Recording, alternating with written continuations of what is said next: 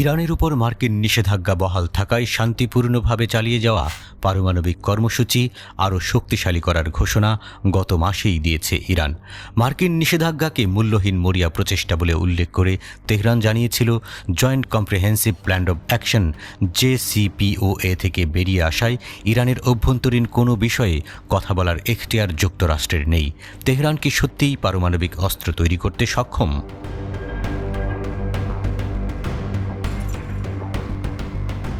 Iran পারমাণবিক অস্ত্রের সক্ষমতার কাছাকাছি পৌঁছে যাচ্ছে এবং তেহরান দ্রুত সমৃদ্ধ ইউরেনিয়াম জমা করছে এর কিছু কিছু অস্ত্রের গ্রেডের খুব কাছাকাছি। বুধবার ওয়াশিংটন পোস্ট এমন কর্মকর্তাদের উদ্ধৃতি দিয়ে জানিয়েছে, যারা আশঙ্কা করছেন ইরান পারমাণবিক বোমা তৈরির খুব কাছাকাছি পৌঁছে গেছে। মধ্যপ্রাচ্যে চলমান উত্তেজনার মাঝেই ইরানের পারমাণবিক কর্মসূচির সবশেষ উন্নয়নের কথা জানা গেল।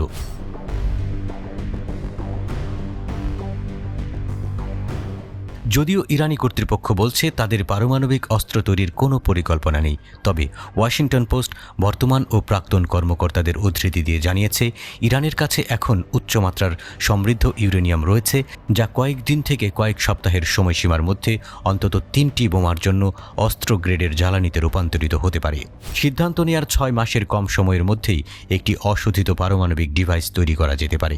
ক্ষেপণাস্ত্রে ব্যবহারযোগ্য পারমাণবিক ওয়ারহেড তৈরিতে সময় লাগবে সম্ভবত 2 বছর বা তারও বেশি, এক্সক্লুসিভ রিপোর্টে জানিয়েছে ওয়াশিংটন পোস্ট।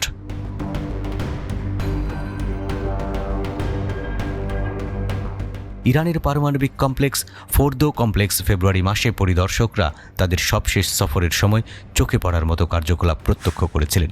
এদিকে প্ল্যান্টের দায়িত্বে থাকা ইরানি কর্মকর্তারা জানিয়েছেন, তেহরান যদি বেছে নেয় তবে বোমা তৈরির জন্য প্রয়োজনীয় সব কিছুই রয়েছে। মার্কিন সংবাদ মাধ্যমটি বলেছে, এটি আন্তর্জাতিক পারমাণবিক শক্তি সংস্থার কর্মকর্তাদের এবং 12 জনেরও বেশি বর্তমান এবং সাবেক মার্কিন ও ইউরোপীয় গোয়েন্দা ও নিরাপত্তা কর্মকর্তাদের সাক্ষাৎকার নিয়েছে। প্রতিবেদনে বলা হয়েছে, ইরান ধীরে ধীরে কিন্তু আত্মবিশ্বাসের সাথে অগ্রসর হচ্ছে, ভবিষ্যতের জন্য উপায় সংগ্রহ করছে।